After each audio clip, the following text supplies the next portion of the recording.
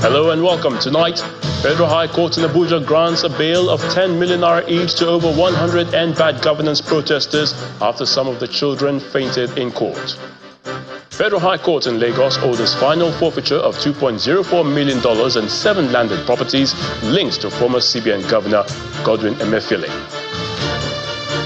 And Major General Olufemi Oluyede takes over as the acting Chief of Army Staff as the Chief of Defense Staff seeks the cooperation of Nigerians in the fight against insurgency.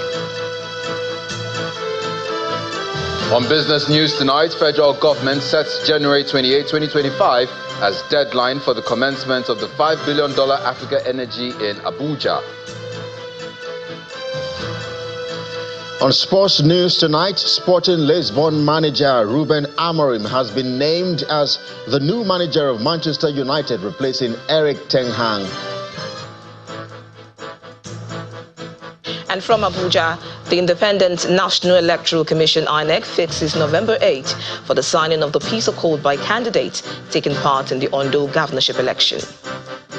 And in international news from London, authorities in Spain say the number of people who have died in the flooding in the Valencia region has risen to at least 202.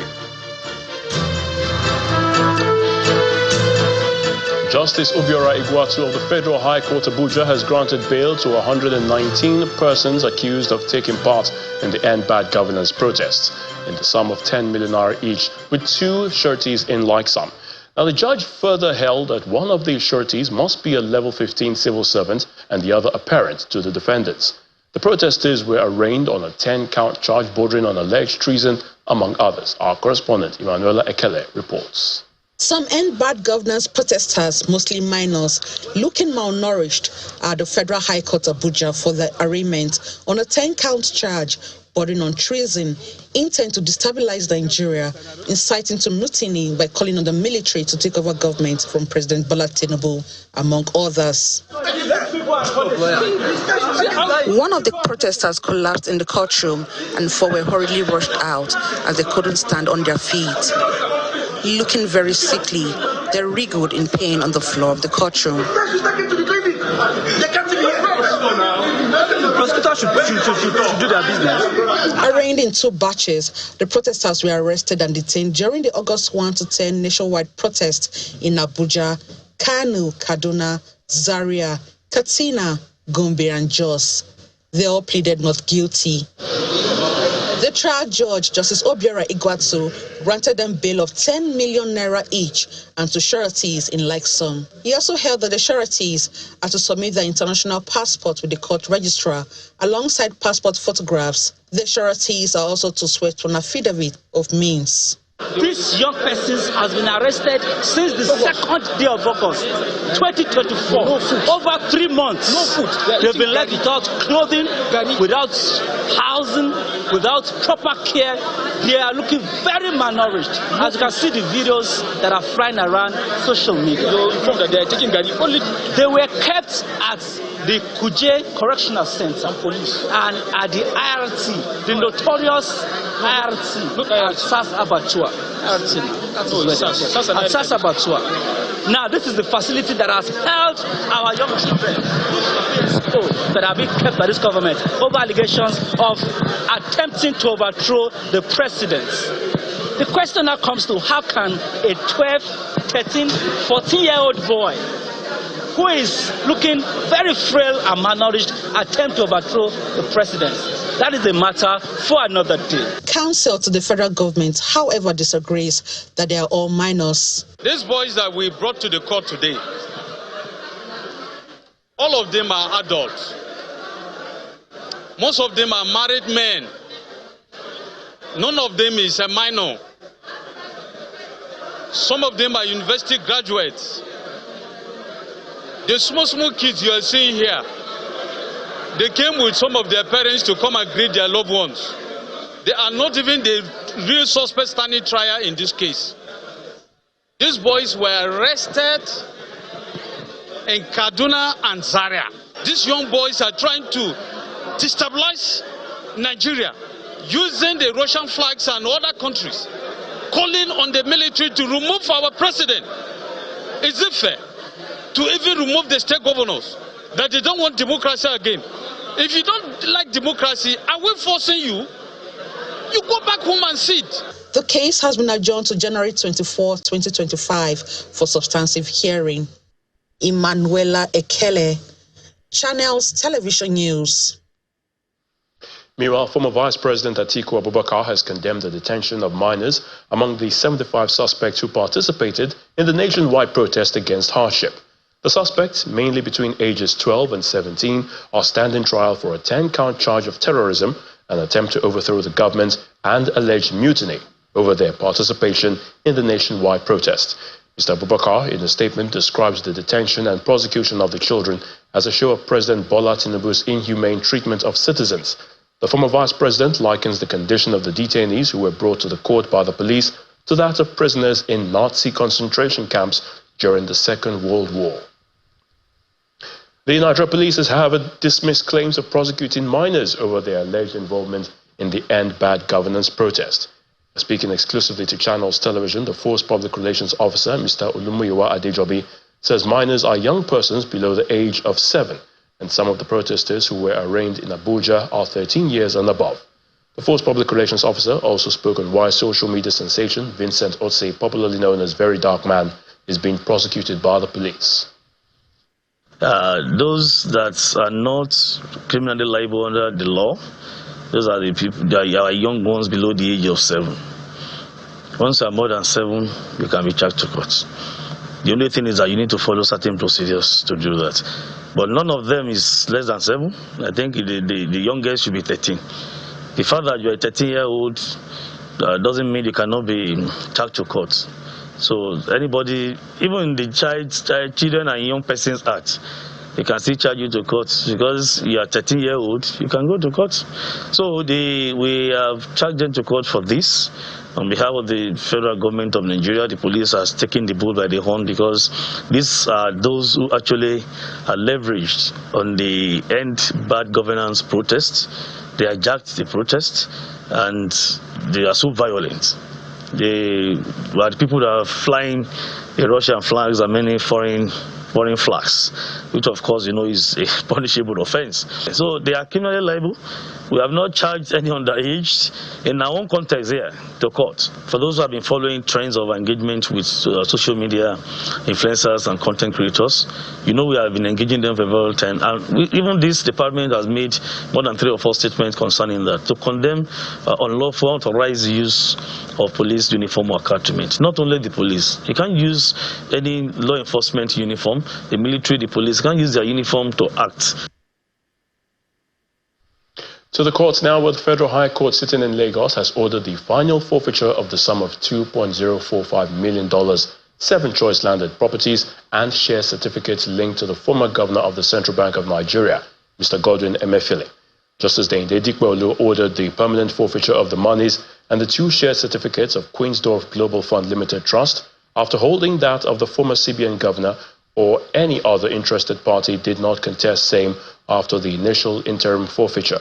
The court also forfeited the 7 choice landed properties on the grounds that the former CBN governor, Godwin Emefiele, was not able to connect his lawful earnings from Zenith Bank and the CBN to the acquisition of the properties. The court held that the former CBN governor failed to provide documents or links to show that he owned the properties. Mr. Emefiele had denied any connection between him and the companies in whose names the properties were purchased, and the companies had also failed to appear before the court to claim the properties. And the last has definitely not been heard about President Bola Tinubu's tax reform bills currently before the National Assembly. A day after the National Economic Council asked the president to withdraw the bill in order to engage in further consultation, the president is asking NEC to allow the legislative process on the bills continue in the National Assembly. A statement by the Special Advisor to the President on Information and Strategy, Bayo Ononuga, says the president supports ongoing consultations with the stakeholders to address concerns about the bills while they undergo review. The presidency goes on to explain that the tax reform aims to streamline and modernize Nigeria's tax system, aligning it with global standards and improving coordination among federal, state, and local tax authorities to eliminate inefficiencies. To security now, Major General Olufemi Oluyede has taken over as the acting Chief of Army Staff a day after his appointment.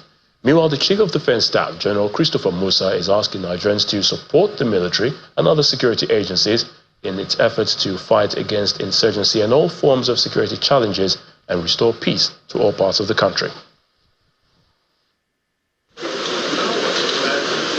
Senior military officers converge on the conference room of the Defense Headquarters to witness the taking over ceremony of the nation's first acting Chief of Army Staff.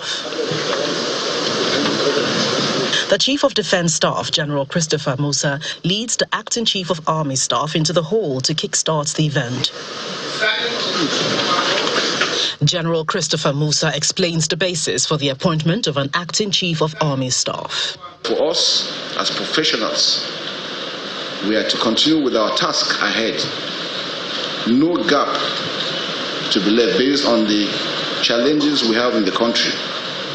And it's in the wisdom of the President and Commander-in-Chief that today we present the authority to the acting Chief of Army Staff for him to have full control and command of the Nigerian Army. After laying the foundation for the exercise, the Chief of Defense Staff conducts the taking over ceremony as he signs the handover notes.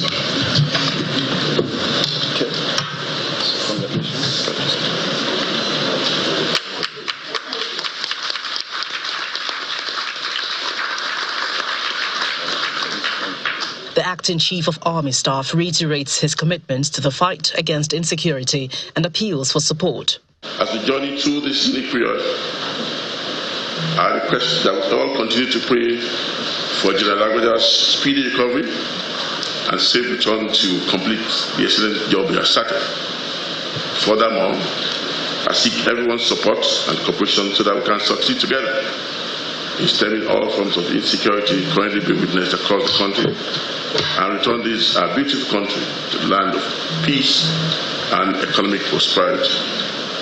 As the acting Chief of Army Staff prepares to assume office, the fight against insecurity remains on the front burner. In part two after the break, Nigeria's Safety and Investigation Bureau announces that the search and rescue team have located the wreckage of the helicopter which crashed on October the 24th in Rivers State. Please stay with us.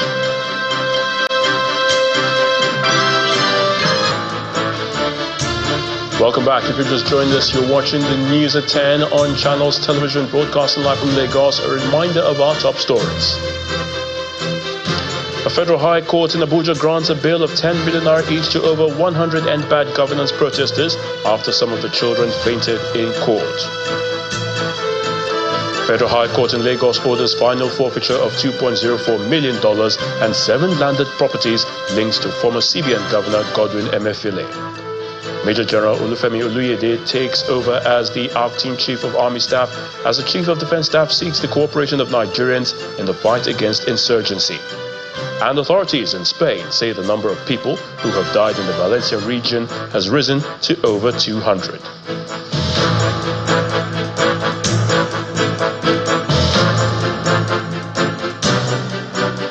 News just in says the Attorney General of the Federation and Minister of Justice, Mr. Lateef Fagbemi, has intervened in the trial of the End Bad Governance protesters.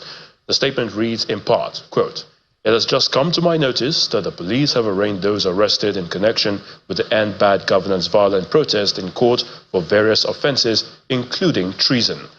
There are some issues my office will need to look into regarding the matter to enable me take an informed decision," end quote.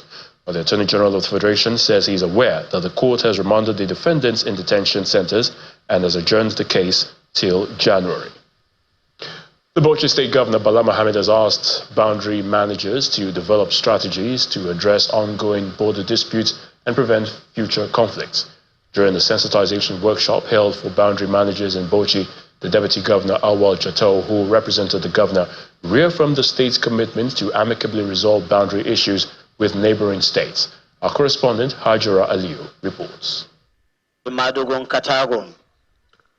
Boundary managers from Bauchi, Gombe, Taraba, Plateau, Kano, Kaduna, Jigawa and Yobe states convened for a two-day meeting in Bauchi to share insights and discuss internal boundary challenges aimed at improving security and fostering peaceful coexistence. Who is the secretary? The managers addressed the persistent boundary issues that have arisen due to inadequate identification and demarcation of borders. This is the division between the Director General of the National Boundary Commission, Surveyor Adamu Adaji, provides historical context, highlighting the vague boundary alignments inherited from colonial administration.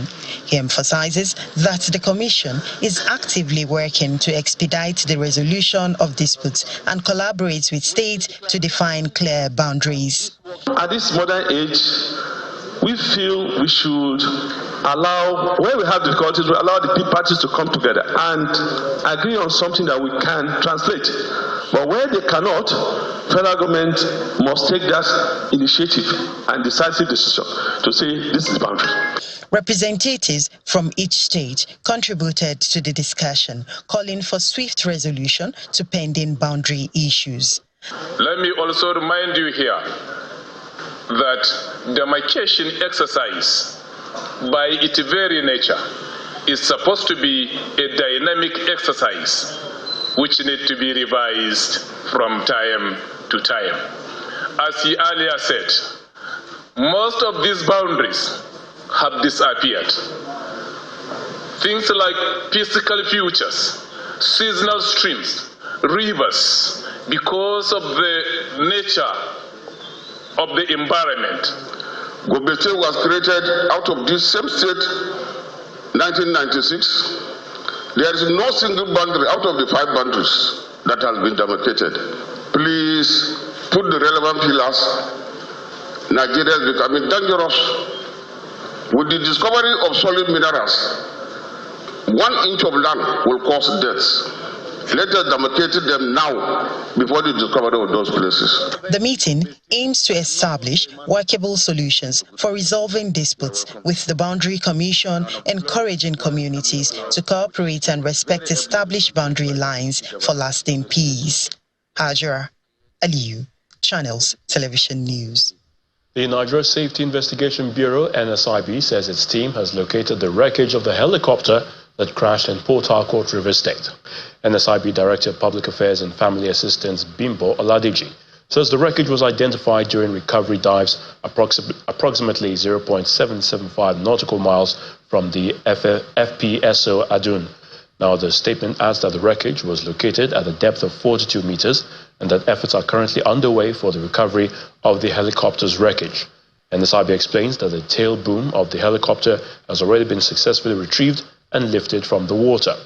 The development comes days after the helicopter, which was operated by East Wind Aviation and engaged by the Nigerian National Petroleum Company Limited, crashed along the waterways in the Rivers State capital.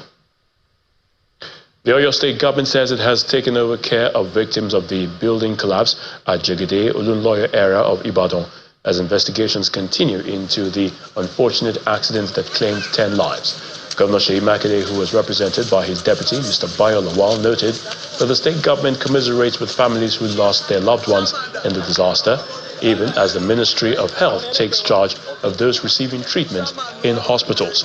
The deputy governor adds that it was imperative for government to do an assessment of the situation and instructed both the local government authority of Onara and the Ministry of Health to do a thorough assessment and make recommendations for government to act on. In the collapsed building, and I have really instructed that SEMA, actually yesterday, we directed that SEMA and NEMA must come on assessment visit, tell us what actually happened and what immediate response the State Emergency Agency is directly under the purview of the Deputy Governor. And that's why I'm here on behalf of His Excellency, the Governor of Oyo State, on assessment visit. So we have dropped some packages to really cater for the immediate needs of the victims. That's not all. when they do the comprehensive assessment and escalate it to us, we will know the appropriate response and approach to this type of a bad incident. So let's head to the nation's capital now, where Victoria Long John is standing by to give us the very latest from our Abuja studios. Hello, Victoria. Over to you. Hello, Ayo. The Independent National Electoral Commission, INEC, has scheduled Friday, November 8, for the signing of a peace accord by candidates and political parties who are participating in the November 16 governorship election. INEC Chairman Professor Mahmood Yakubu said this at a meeting with media executives in Abuja. The electoral umpire also appeals to journalists to help the commission combat fake news and disinformation during the election. This fourth consultative meeting with media practitioners is coming on the heels of the November 16 governorship election in Ondo State. We will continue to sustain. The INEC chairman uses the occasion to solicit the help of journalists to combat fake news and disinformation. I appeal to the media to intensify your accurate reportage that will ensure peaceful elections. I also appeal to you to continue to serve as a counter force against fake news, misinformation, and disinformation. The electoral umpire also gives an update on the number of voter cards collected and the peace accord to be signed by candidates and political parties. As part of our preparations for the election, the collection of the permanent voters' cards, mainly from the recent voter registration exercise, ended 3 days ago. I am pleased to announce that a total of 64,273 PVCs were collected by voters out of 89,777 cards delivered to the state. I am also glad to inform you that the National Peace Committee is holding the signing of the Peace Accord for parties and candidates in Ondo State on Friday, the 8th of November 2024. While media practitioners pledge their support for efficient coverage of the election, they also advocate the protection of journalists before, during, and after the polls. As we look forward to the upcoming gubernatorial election in Ondo State, and indeed other by-elections coming up in some constituencies, we urge security agencies to make proactive steps to guarantee the safety of media professionals, especially in light of the intensified threats and heightened risk that journalists face in today's environment. There are over 2 million registered voters expected to cast their votes in the November 16 governorship election in Ondo State, with 19 political parties on the ballot. And with just barely 2 weeks to the Ondo State governorship election, the Labour Party governorship candidate, Mr. Olushola Ebiseni, believes with him at the helm of affairs, the economic and the developmental fortune of the state will be repositioned if he is elected as governor on November 16. During an exclusive interview with Channels Television, Mr. Ebiseni highlighted some of his focus areas while providing clarity on the court judgment that upholds his candidacy. We hit the ground running with all the programs that we have had.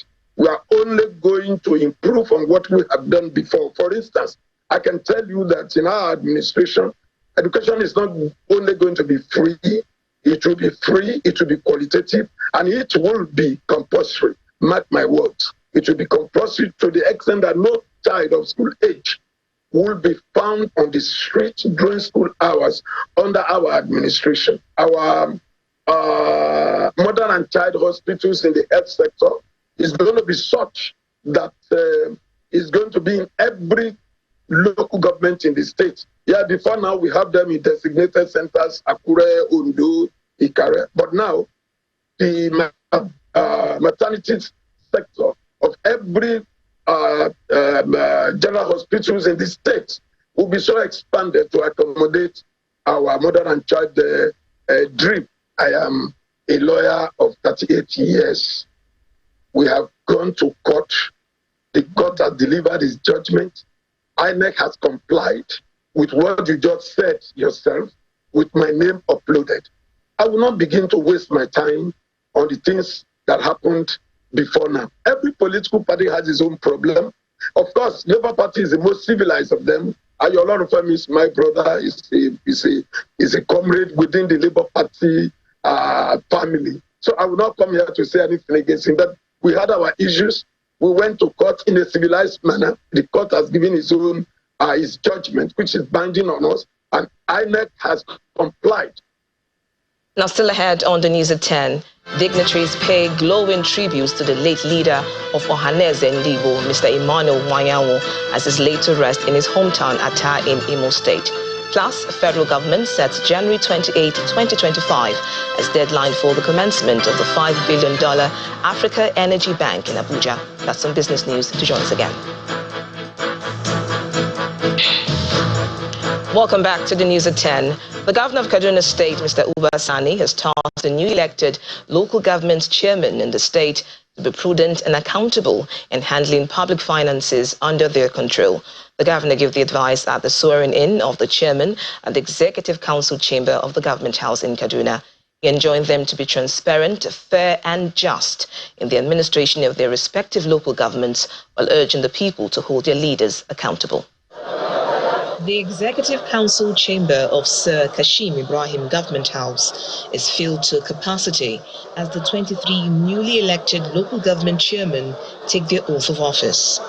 The administered oath, done in batches, marks the beginning of their tenure as captains of the third tier of government.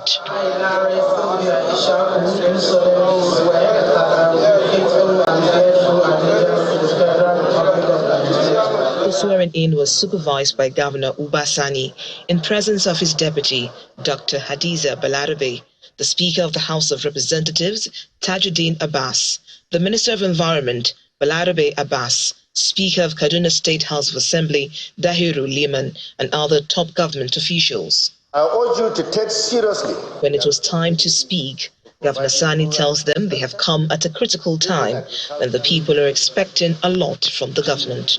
He advised them to prioritize the needs of the people and ensure prudent and transparent management of resources under their care. It is your responsibility to restore their faith in politics and local governance.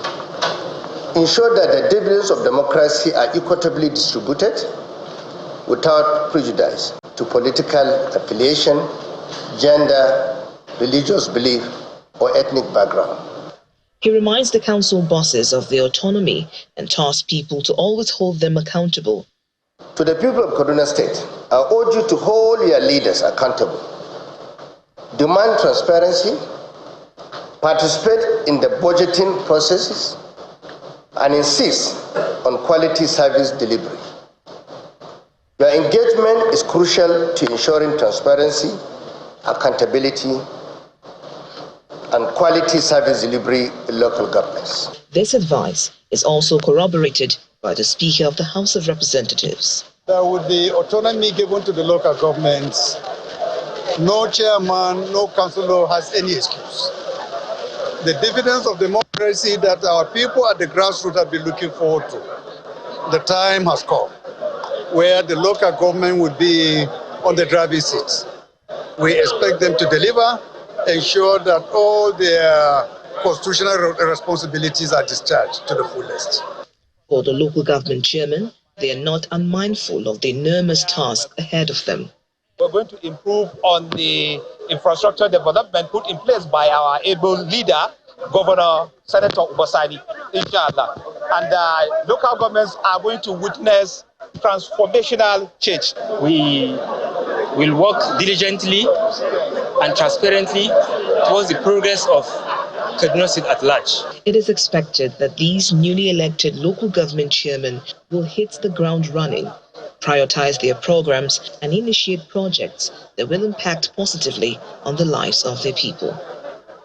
Governor of Akwa Ibom State, Mr. Umo Eno, has assured his administration's commitment to invest in life-impacting projects for the benefit of the ordinary person in the state. The governor gave the assurance at the Victor Atta International Airport while receiving 2 new CRJ 900 aircraft for the state-owned Ibom Air. That is the cannon water salute now, welcoming this new aircraft into the Victor Atta International Airport. It is another important day in the history of the Akwa Ibom State-owned Ibom Air and the government and people of Akwa Ibom State as the airline takes delivery of 2 new CRJ 900 series Bombardier aircrafts to boost its operations.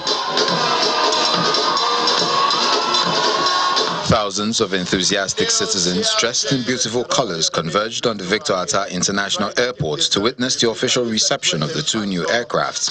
They sing and dance in appreciation of the achievement of the airline. The airline's management is proud of the progress recorded so far and thanks the state government and its partners for their support. His Excellency has graciously funded this aircraft with what we call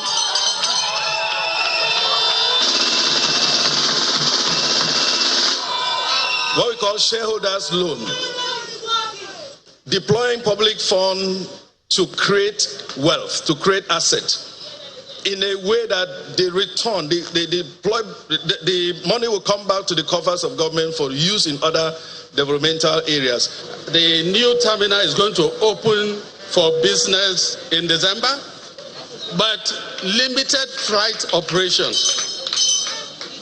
Actually, the real purpose of this new terminal you only realize in the first quarter when we start regional flights out of Uyo.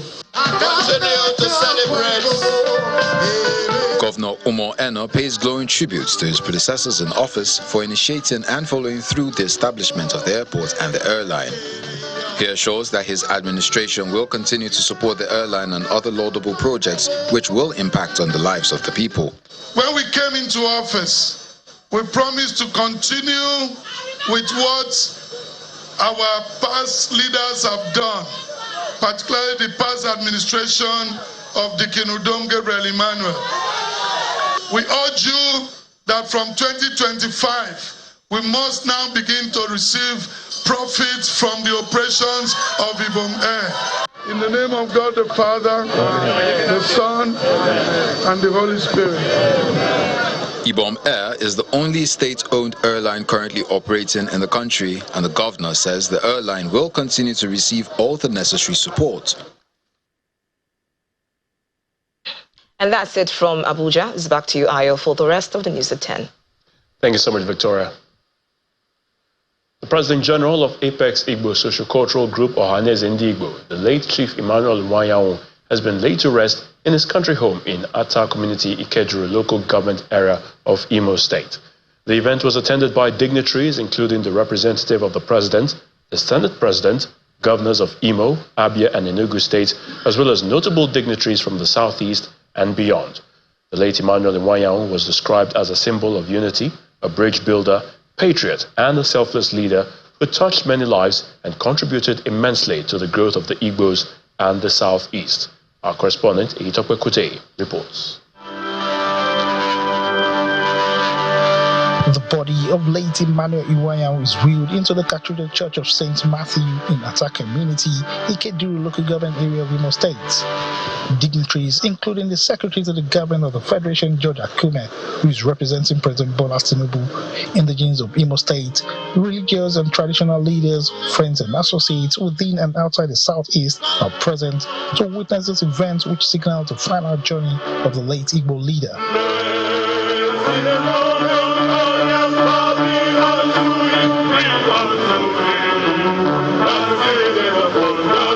His eldest son, Jidechukwu Iwuanyanwu, gives a brief biography of his father. The first engineer from Imo State, 001. When they needed an airport, he brought money for Imo State Airport. When they said they needed a jet, he brought jet in. When the Igbos needed a voice, he brought us Champion newspapers. When we needed wings to fly, he brought us Oriental Airlines. When we needed industries, he brought us Magil Industries. When we needed leadership, it was bestowed upon him to lead his people as President General Ohaneze Igbo. In his sermon, The primate of the Church of Nigeria Anglican Communion, Most Reverend Henry Ndukuba, urges the family to ensure that the legacies of late Chief Iwuanyanwu are sustained.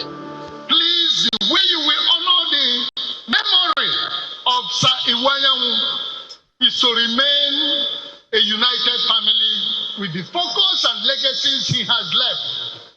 The legacy of selfless service, the legacy of faith, the legacy of commitment. This man can never dodge in anything. The host governor Uzodinma describes the late Chief Iwuanyanwu as a nationalist, a patriot, and one of the brightest and selfless leaders of Igbo extraction. He believed in a united and peaceful Nigeria, where justice and equity should reign. By all criteria, he was a nationalist, a passionate patriot, and one of the greatest lovers of humanity. It is therefore with a heavy heart, yet immense pride, that I announce on behalf of the government and people of Imo State that the new ultra-modern international conference center being constructed by Imo State shall henceforth be known as Chief Emmanuel Iwuanyanwu International Conference Center, Owerri. The secretary to the government of the Federation, George Akime, says the contribution of the late Igbo leader to nation building, unity and stability of the nation can never be forgotten. Chief Iwuanyanwu at different times served the nation, public officers with integrity and without blemish. He laid solid foundations for growth and service delivery to Nigerians at each service station. His indelible track record of achievements and service to humanity and God will continue to be shining beacons of reminder that a giant passed through our land.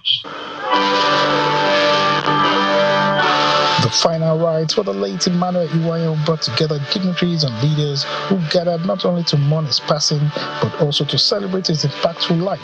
His legacy of dedication, service, and leadership will continue to inspire generations, leaving an indelible mark on the hearts of those he touched. Channels Television News. Business News is up next with Dominic Iwewu.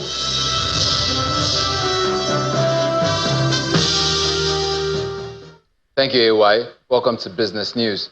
The federal government has set January the 28th of next year as the deadline for the commencement of the $5 billion Africa Energy Bank in Abuja, Nigeria's capital city. The delegation led by Ambassador Nicholas Ella, the Permanent Secretary, Ministry of Petroleum Resources, and Executive Board member representing Nigeria at the African Petroleum Producers Organization, made the disclosure at the 19th Executive Board meeting of the organization in Yaoundé, Cameroon. Ambassador Ella explained that the immediate setting up of the Energy Bank aims to bridge financing gaps in the continent's oil and gas industry.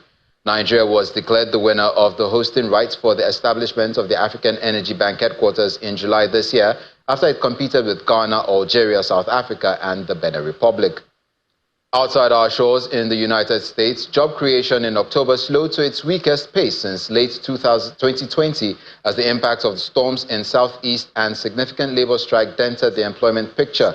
According to latest reports from the Bureau of Labor Statistics, non-farm payrolls increased by 12,000 for the month, down sharply from September and below the Dow Jones estimate for 100,000. While hiring slowed, the country's unemployment rate, however, held steady at 4.1%, in line with expectations. The closely watched figures, which give an indication about the strength of the United States economy, are the last to be released before Americans head to the polls on Tuesday to elect the country's next president. It's a new month, but Nigeria's stock market begins the first trading day with a hangover of profit-taking which dominated the last 4 trading sessions in October. John Mekwa tells us more. Good evening, everyone. Welcome to the Stock Market Reports. Well, happy new month, but not so happy for the NGX because the market continues in the red zone, which it closed with in the month of October And it's because of Aradel, the baby of the house, dragging the market down today. So while Aradel opened at 495 naira 10 kobo, it lost 49 naira 50 kobo at the close of trade to close at 445 naira 60 kobo. And of course, we know what this will do to the oil and gas counter. So looking at the counters, we see predictably that the oil and gas is down 0.07%. Consumer goods is, however, in the green at the close of trade today. Unilever and PZ brought that up. Banking sustaining that recovery that it has come to hold. And because of some of the figures, GT Co, after that impressive result, is still keeping investor sentiment positive. Zenith Bank also gained today and at the close of trade. In spite of this, Aradel MTN, I must tell you, MTN contributed to this too. So we see the market down 0.22% for the all-share index and market cap close at 59 trillion naira. What a weekend it will be with the bear.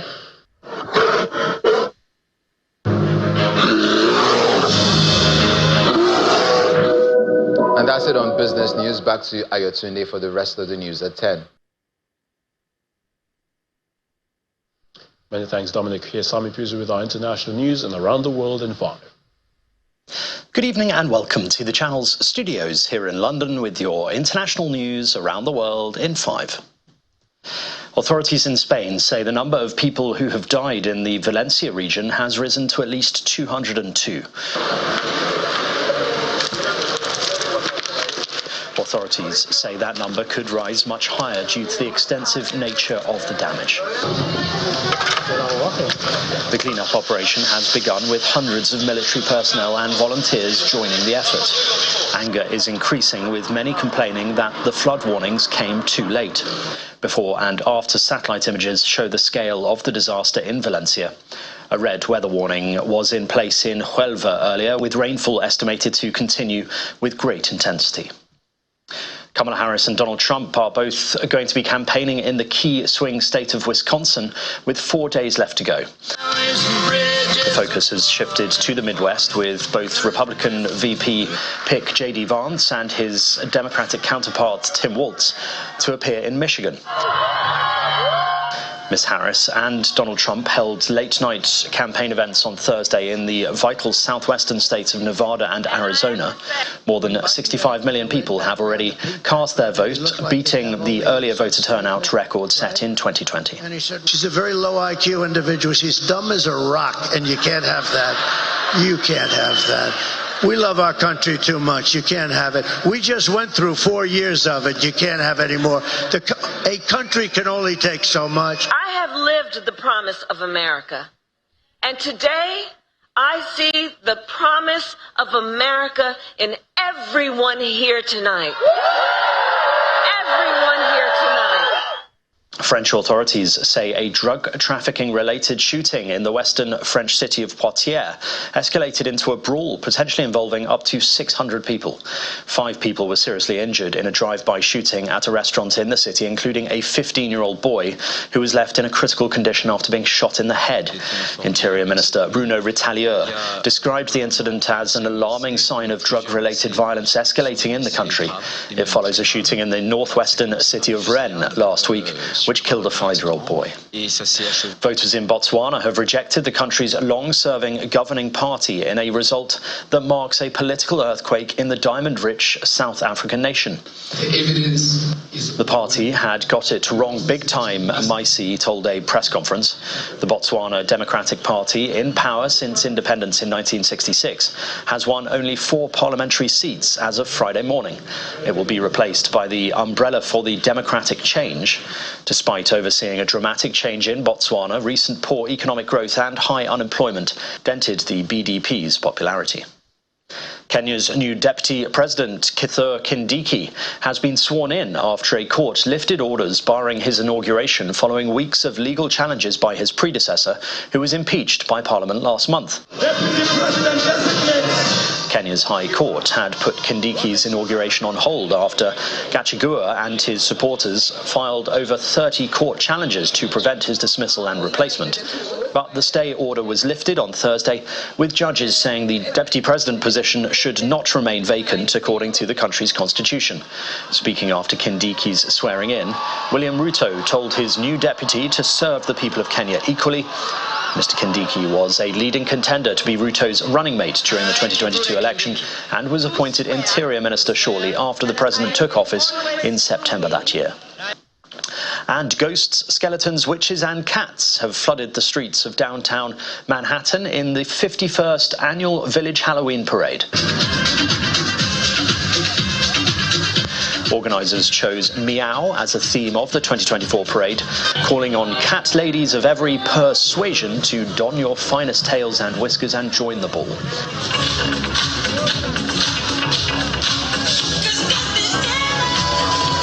As happened last year, hundreds of attendees formed a flash mob dance to the Jackson song Thriller. Celebrations were held around the world for Halloween, the eve of the Western Christian feast of All Hallows Day. It is dedicated to remembering the dead, including saints, martyrs, and all the faithfully departed. And that's your international news around the world in 5. Now back to the channel's studios in Lagos.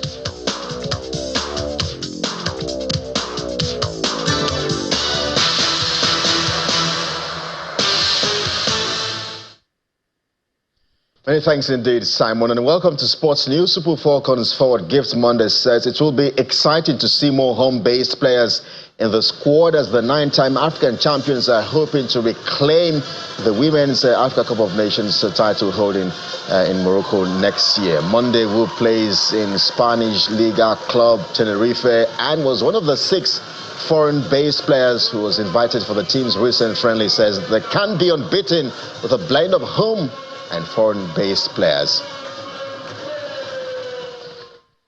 Now, it's official. Ruben Amorim has been appointed and named as the new manager of Manchester United with a brief to restore the struggling English Premier League giant to the pinnacle of English and European football. The 39-year-old Sporting Lisbon coach quickly emerged as the hot favourites for the Old Trafford job after Erik ten Hag was sacked on Monday following a terrible start to the season. Amorim has signed a deal until 2027 and will join the club on November 11th, becoming the 6th permanent manager since Alex Ferguson retired in 2013. In the meantime, the club's interim manager, Ruud van Nistelrooy, says he is motivated to help turn Manchester United's season around and wants to stay at the club as he prepares the players for a high-profile match against Chelsea this Sunday. The Dutchman is temporarily in charge at Old Trafford and oversaw a 5-2 win against Leicester City in the League Cup on Wednesday. And that's your Sporting Tonight. I'm Kelly Egigas. Back to you today.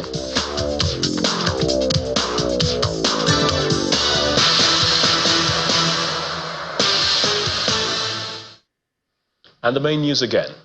The Federal High Court in Abuja today granted a bail of 10 million naira each to over 100 end bad governance protesters who were arraigned in court. Some of the children had earlier fainted in court. Attorney General of the Federation and Minister of Justice, Mr. Lateef Fagbemi, has directed the police to transfer the case file of the protesters to his office and hand over same to the Director of Public Prosecution of the Federation tomorrow, Saturday, November the 2nd. And also today, several dignitaries poured encomiums on the late leader of our Ohaneze Ndigbo, Chief Emmanuel Iwuanyanwu, as he was laid to rest in his country home in Ata community in Imo State. That's the news at 10 tonight. Thank you for watching. I'm Ayo Tunde. Have a good night.